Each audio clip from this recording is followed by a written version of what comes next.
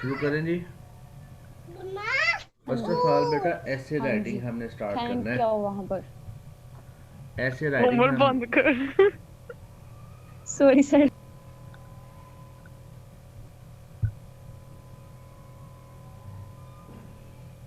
जी ऐसे writing basically the word essay जी is sir. Defined in the concise Oxford dictionary as a literary composition. जो concise Oxford dictionary ने इसकी definition बयान की है वो कहता है a literary composition usually prose and short, यानी कि एक ये नसर है, नसरनगारी है लेकिन छोटी है। ऑन एनी सब्जेक्ट, किसी भी टॉपिक के ऊपर आप इसको लिख सकते हैं। It is a written composition.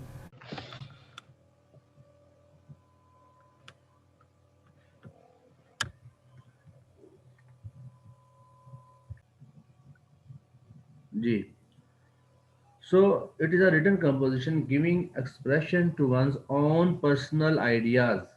अपने जो पर्सनल आइडियाज़ हैं उनको हमने एक्सप्रेस करना है, उनको हमने बयान करना है। और opinions on some topics, but the term usually covers also an any written composition, whether it express personal opinions or gives information on any given subject or details of a narrative or description। यानी कि आपने इसको narrate करना है, details को describe करना है। सो इसकी करेक्टरिस्टिक्स ऑफ एसेज राइटिंग, कि इस ऐसे राइटिंग की जो खसूसियात हैं, जो मेन पॉइंट्स हैं, वो कौन कौन से हो सकते हैं जो हमने जब हमने ऐसे लिखना है। A good essay, a good essay must contain the following characteristics: unity, यानी कि जब हम ऐसे लिख रहे होंगे बेटा तो उसके अंदर यूनिटी होनी चाहिए। ये नहीं है कि एक वाक्य हमने मतलब कहीं से सुना दिया, एक वाक्य हमने कहीं से सुना दिया है। उस यानी कि हमने इंसिडेंट्स को यूनिटी देते हुए ऑर्डर में लिखना है। ऑर्डर मीन तरतीब। और ब्रेविटी, ब्रेविटी ऐसे हमने सेंटेंसेस इस्तेमाल करने हैं जो मतलब लिखे तो शॉर्ट जाएं लेकिन वो जामे तफसील रखते हो, यानी कि तफसीलन मुफस्सल नोट जिसे आप कहते हैं। और इसका स्टाइल बड़ा इंपॉर्टेंट होता है ऐसे राइटिंग का, वो भी हम स्टाइल कैसे लिखना है हम बाद में डिस्कस करेंगे। और पर्सनल टच है, वो भी आपने अपनी ओपिनियंस भी साथ इसके अंदर रखनी है। एंड ऐसे must be unity treating an orderly manner of one subject. It should be concisely written, concisely mean यानी कि short but लेकिन जामे, and not too long, इतना लंबा भी ना हो कि बंदा बोर हो जाए। And the style should be simple, आपका जो स्टाइल है वो सिंपल होना चाहिए और डायरेक्ट स्टाइल होना चाहिए और क्लैरिटी होनी चाहिए आपके एक्सप्रेशंस के अंदर। And it should be an individuality और show the personal touch of the writer. So next जो है इसकी करेक्टरिस्टिक्स, वो क्लासिफिकेशन ऑफ एसे राइटिंग। हम दर्जा बंदी कर लेते हैं कि कितनी किस्म के एसेज हो सकते हैं। नरेटिव ऐसे होते हैं, डेस्क्रिप्टिव ऐसे होते हैं, एक्सपोजिटरी ऐसे होते हैं, रिफ्लेक्टिव ऐसे होते हैं और इमेजिनेटिव ऐसे होते हैं। सो राइटिंग मतलब जो नरेटिव ऐसे है वो कैसा ऐसे होता है। इन अ नरेटिव ऐसे the writer tales a story about a real life experience. Narrative ऐसे में क्या होता है कि रियल लाइफ एक्सपीरियंसेस के बारे में बताया जाता है। While telling a story may sound easy to do, the narrative essay challenges students to think and write about themselves. When writing a narrative essay, writer should try to involve the reader by making the story as a vivid as possible. Vivid mean clear। कहता है writer जो है जब narrative ऐसे लिख रहा होता है तो उसको अपनी एक्सपीरियंस के बारे में इतना क्लियर होना चाहिए, वो इतना इन्वॉल्व होकर लिखे कि बिल्कुल चीज़ें वाजे हो जाएं। नेक्स्ट है जी descriptive. Descriptive form of writing क्या होती है? Descriptive essay paints a picture with words, यानी कि आप किसी चीज़ की तस्वीर कशी करने लगी हैं अल्फाज के अंदर, तो आप उसको जो है ना इतने शानदार अल्फाज में लिखें कि वो तस्वीर आपकी आंखों के सामने झूम रही हो। A writer might describe a person, place, object or even memory of special significance. The descriptive essay strives to communicate a deeper meaning through the description. In a descriptive essay, the writer should show through the use of colorful words and sensory details. So next form of writing है expository. In an expository essay, the writer explains or defines the topic using facts, statistics and examples, यानी कि अदादो शुमार, जिसके अंदर जो है facts and figures बताए जाते हैं, अदादो शुमार बताए जाते हैं। इस तरह की राइटिंग को हम एक्सपोसाइटोरी राइटिंग कहते हैं। एक्सपोटोरी writing encompasses a wide range of essay variations such as the comparison and contrast essay, यानी कि इसके अंदर कंपेयर कंट्रास्ट किया जाता है, एक दूसरे का मुआजना किया जाता है। The cause and effect essay and the how to our process essay. Reflective. A reflective essay consists of reflections or thoughts on some topic which is generally of an abstract nature, of example, habits, qualities, social, political, domestic topics, philosophical subject, religious और theological topics. इस तरह के essays को हम, जिसके अंदर आपके reflections, आपका रद्द अमल जाहिर हो, उसको हम रिफ्लेक्टिव essays कहते हैं। नेक्स्ट है जी imaginative essays. Essays on subject such as the feelings and experience of sailors wrecked, sailor wrecked, जिनकी तबाहशुदा जो हाल होता है, जो बहरी सफर करने वाला जो कैप्टन होता है, तो imaginations की बात कर रहा है इसके अंदर, on a desert island are maybe called imaginative essays. In such, the writer is called to place himself in imagination in a position of which he has to do an actual. अब इसमें एक बंदा जब imagination, फर्ज करें आप कहते हैं I want to be a doctor, तो जब मैं डॉक्टर बनूंगा तो मैं क्या करूंगा, ठीक है। तो आप खुद को उस डॉक्टर की जगह रखते हैं जो आप बनने जा रहे हैं, आप इमेजिन कर रहे हैं, तो इमेजिनेटिव डॉक्टर क्या करेगा, तो आप जब वो लिखें, आपकी आवाज नहीं आ रही। तो आप जो लिखेंगे बेटा वो क्या होगा, इमेजिनेटिव एसेस कहलाएंगे। नेक्स्ट देखें जी, इसका ओवरव्यू देखें। Overview of essays writing. Overview of an essay writing, सबसे पहले इंट्रोडक्शन होता है, जो जनरल स्टेटमेंट्स होती है, ठीक है, and information about the topic. Thesis होती हैं, statement is list on the main ideas in this ऐसे, यानी कि आपका थीसिस कहते हैं जो आपका ओवरव्यू होता है, आपका जो आपका अपना पॉइंट होता है जो, ठीक है। उसके अंदर बॉडी होती है, बॉडी पैराग्राफ आवाज होता नहीं है, सही आ रही, क्लियर नहीं बॉडी है। के अंदर पैराग्राफ नंबर 1, 2 और 3 आता है, फिर कंक्लूजन आता है, ठीक है। इंट्रोडक्शन, द मेन बॉडी, या जिसे आप कहते हैं इंट्रोडक्शन, ठीक है, बिगिनिंग मिडल और एंड इसे कहते हैं आप। नेक्स्ट देखिए जी, how to write an effective essay, एक अच्छा ऐसे कैसे लिखा जा सकता है। एवरी ऐसे हैज अ बिगिनिंग, मिडल और एंड। इन अ 5 पैराग्राफ्स ऐसे, the first paragraph is a called introduction, जिनके एक अच्छा ऐसे 5 पैराग्राफ पे मुश्तमिल होना चाहिए। सबसे पहले एक जो पहला पैराग्राफ होता है वो इंट्रोडक्शन का होता है, और जो लास्ट पैराग्राफ होता है वो कंक्लूजन का होता है, या जिसको आप एंड कहते हैं उसका होता है। बाकी बचे 3 पैराग्राफ, उसके अंदर आपने बॉडी के अंदर जो मिडल है उसको आपने जो है ना बयान करना है। नेक्स्ट है जी पार्ट्स ऑफ एन ऐसे, ठीक है। पार्ट्स ऑफ इंट्रोडक्शन क्या होता है जी, सर इंट्रोडक्शन आपकी आवाज नहीं पैराग्राफ आ इज रही है। First paragraph of your essay, here you show the main idea of your essay, यानी कि आपने इंट्रोडक्शन देना है अपने ऐसे के बारे में यहाँ पे। It must be interesting to your reader, आप इंट्रोड्यूस इतना अच्छा करवाएं, इतना अच्छा आप इंट्रोडक्शन करवाएं कि क्या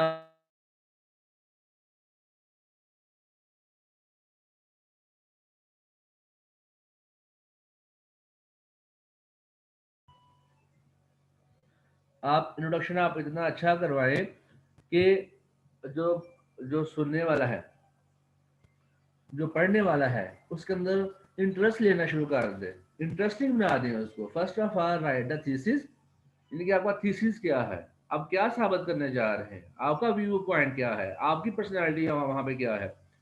the main idea of the essay is stated, sorry बयान किया, in a single sentence called a thesis.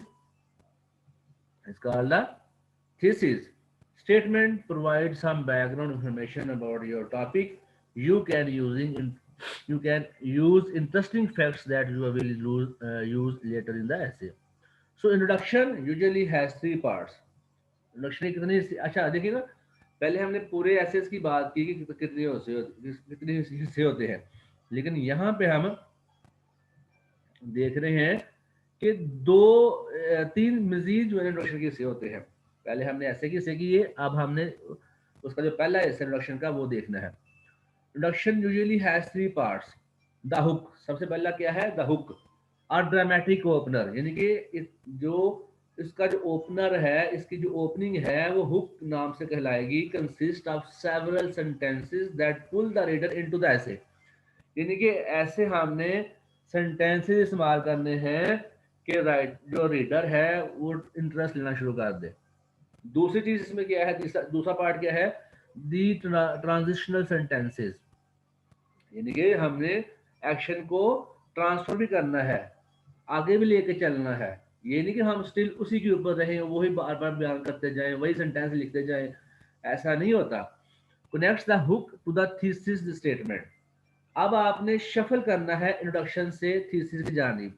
Thesis मैंने आपको बताया है मेन बॉडी होती है, मेन जो मिडल होता है, जिसको आपने थारोली बयान करना होता है। आपने इंट्रोडक्शन को आपने जो व्यू पॉइंट है उसके साथ जोड़ना है, इस तरह का कनेक्शन देना है, और थीसिस के बाद आपने मिडल की तरफ जाना है। आपने थीसिस को 3 पैराग्राफ के अंदर मिडल के अंदर रहते हुए तफसीलन बयान करना है।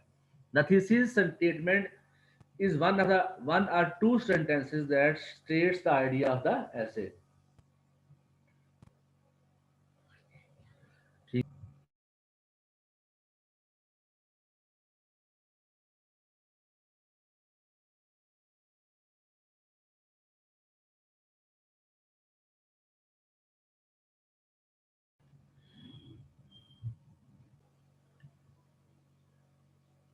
जी।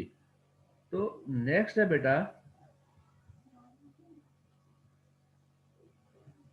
आपके स्क्रीन के सामने क्या नजर आ रहा है? आपको पार्ट्स ऑफ ऐसे नजर आ रहे हैं?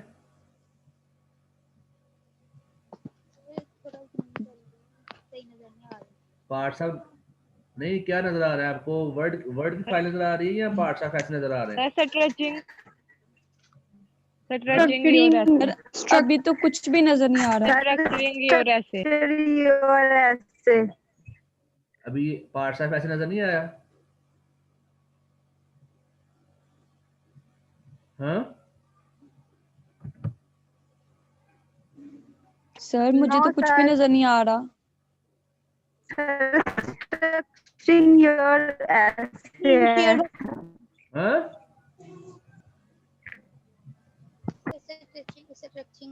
सर आज ना नेट का इशू है आपकी साइड पे, इस वजह से ना स्क्रीन शो हो रही है ना आपकी आवाज क्लियरली आ रही है। बेटा जी अब क्या नजर आ रहा है आपको?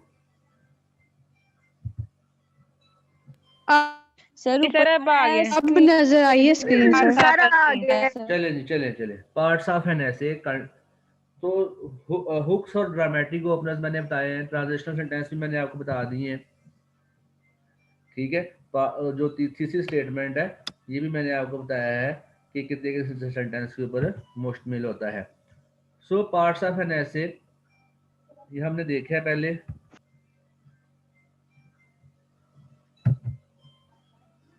हाँ जी, अब बॉडी ऑफ द ऐसे, पहले हम इंट्रोडक्शन किया है, अब हमने बॉडी ऑफ द ऐसे पढ़ना है।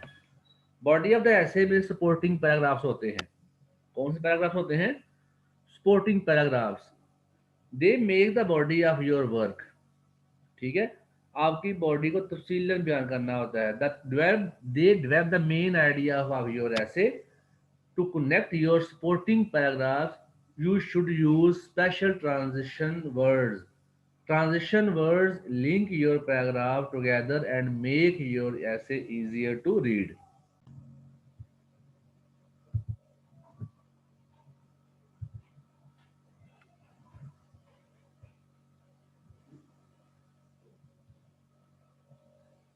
So each paragraph in the body of your essay contains the following sentences.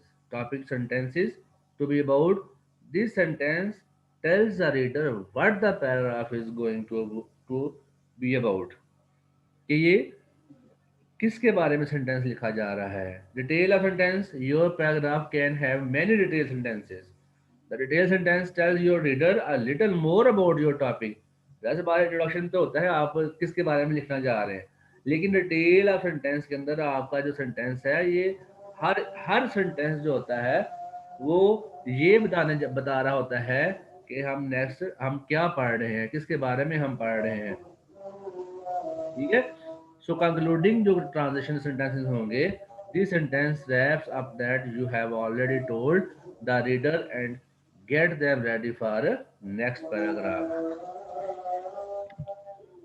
So conclusion जो इसका जो आखिरी तीसरा हिस्सा होता है, this part contains the conclusion and findings. यानी कि आपने पहले इंट्रोडक्शन दिया, फिर अपना पॉइंट दिया, फिर अपने पॉइंट को आपने एग्जाम्पल के साथ प्रूव किया, तफसील ली, और आपने फिर निचोड़ निकालना है उसका.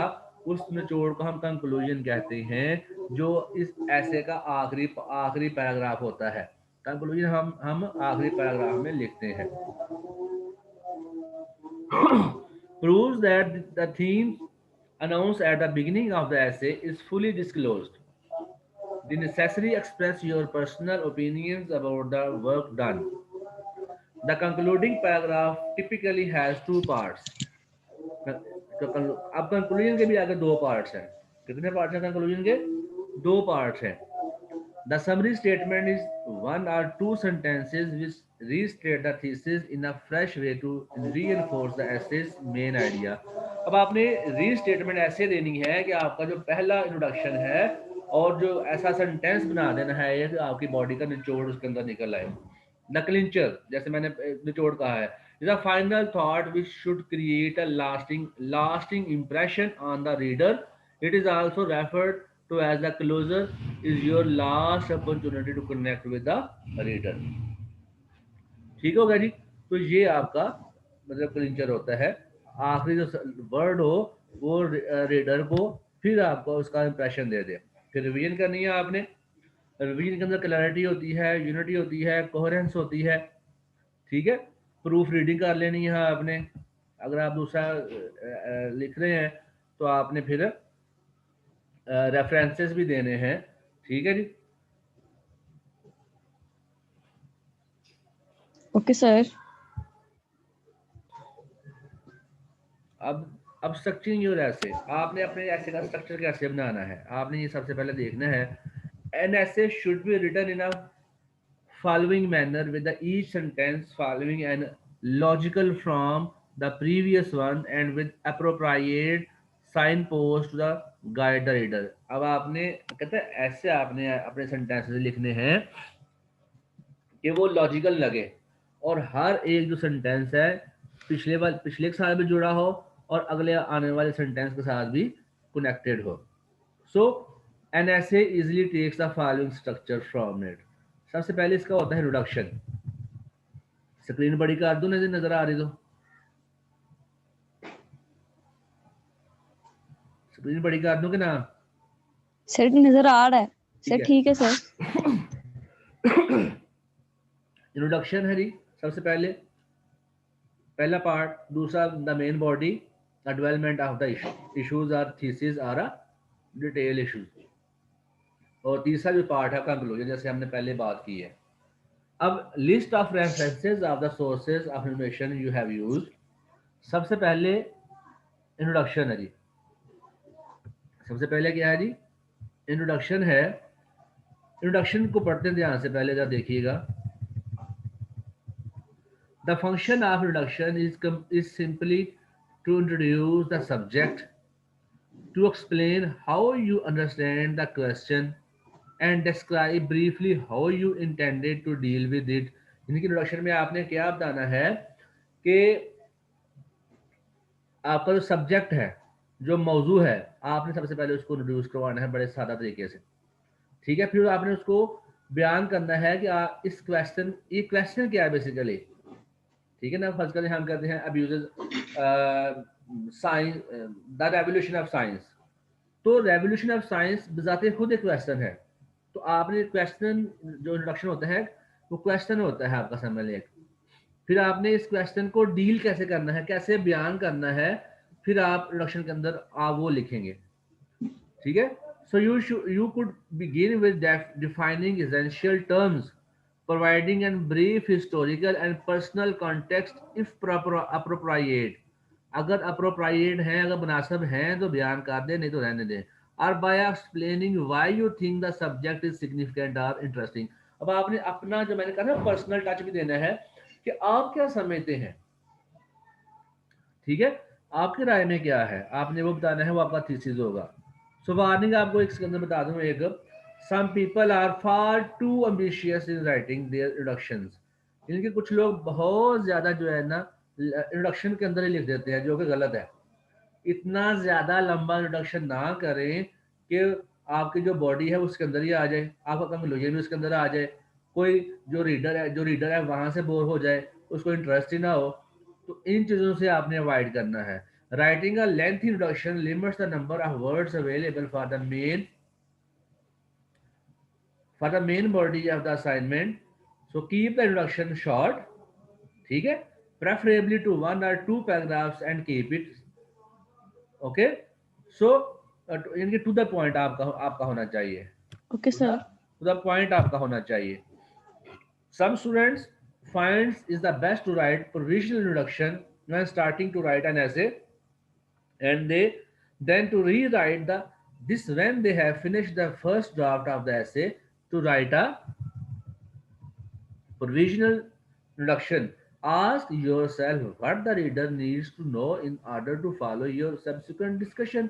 जब आपने इंट्रोडक्शन दे दिया, अब रीडर के अंदर एक क्वेश्चन पैदा हो जाएगा कि इस ऐसे के अंदर से वो क्या तलाश करना चाह रहा है। आपने वो हिंट भी देना है शुरू में, और एंड पे कंक्लूजन में उस जो है ना डिजायर का उसकी एम्बिशंस को जवाब भी देना है।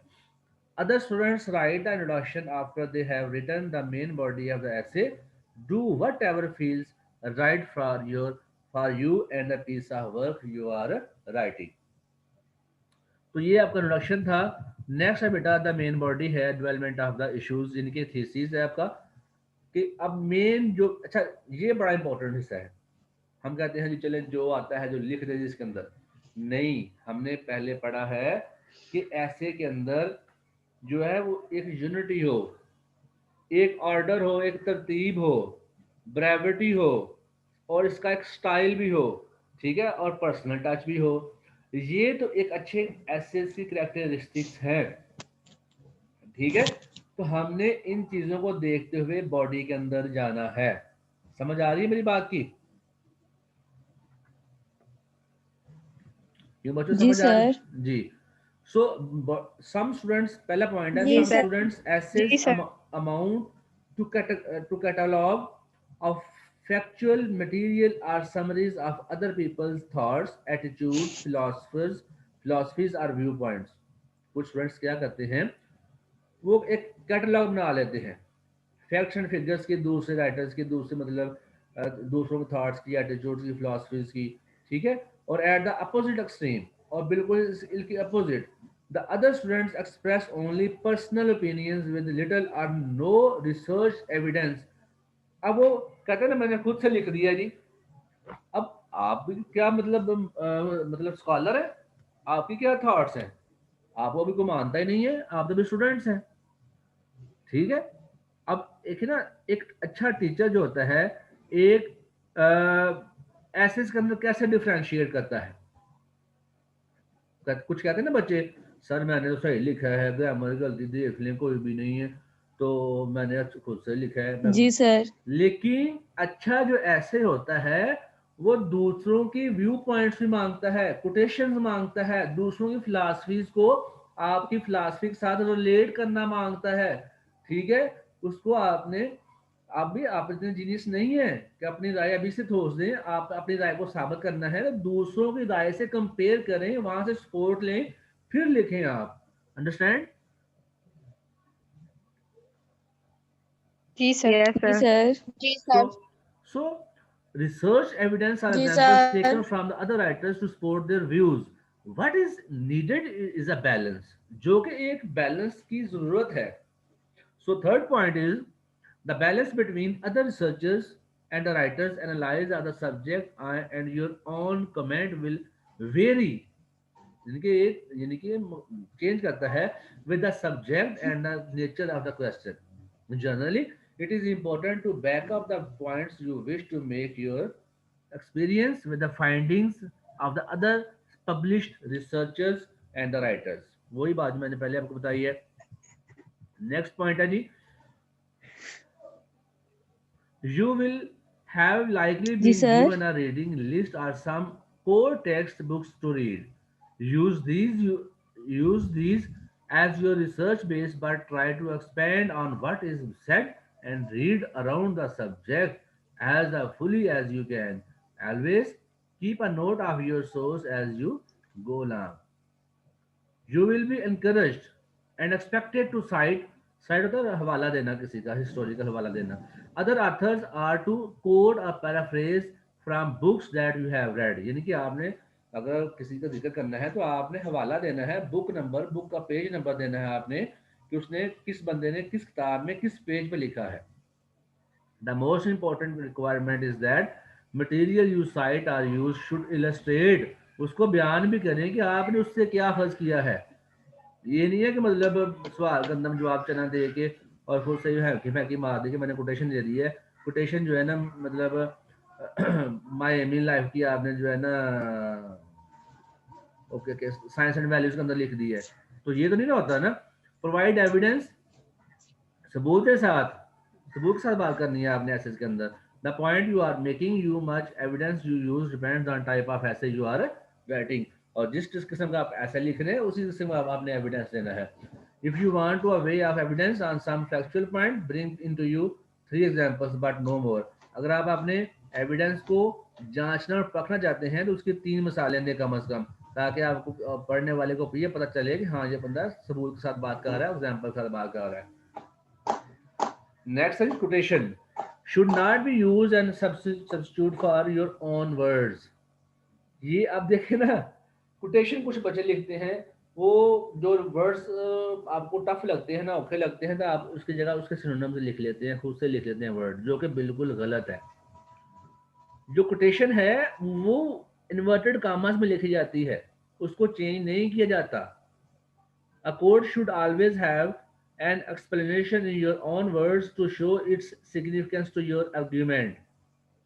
When you are citing another author's text, you should always indicate exactly where the evidence comes from with the reference. Give the author name, date of publication, and a page number in your work. A full reference should also be provided in the reference list in the end. So conclusion क्या है जिसका ऐसे को conclude कैसे करना है, आपने नतीजा कैसे अखज करना है, रेमेडी कैसे देनी है आपने इसको. At the end of an essay you should include a short conclusion, the purpose of which is to sum up और draw a conclusion from your argument और कंपैरिजन ऑफ व्यू पॉइंट. जो आपने detail ऊपर जो है ना महान discussion की है उसको आपने निचोड़ करके एक पैराग्राफ के अंदर लिख देना है कि मेरी ये फाइंडिंग्स हैं. ठीक है. In other words indicate that has been learned और अकम्प्लिश्ड, यानी कि आपने जो काम मुकम्मल कर लिया है वो क्या आपने किया है. The conclusion is also good place to mention question that are left open further issues which is recognized but which do not come within the scope of your essay. अच्छा आपने देखा होगा जो आप डिस्कशन देखते हैं ना, programme देखते हैं टीवी के ऊपर,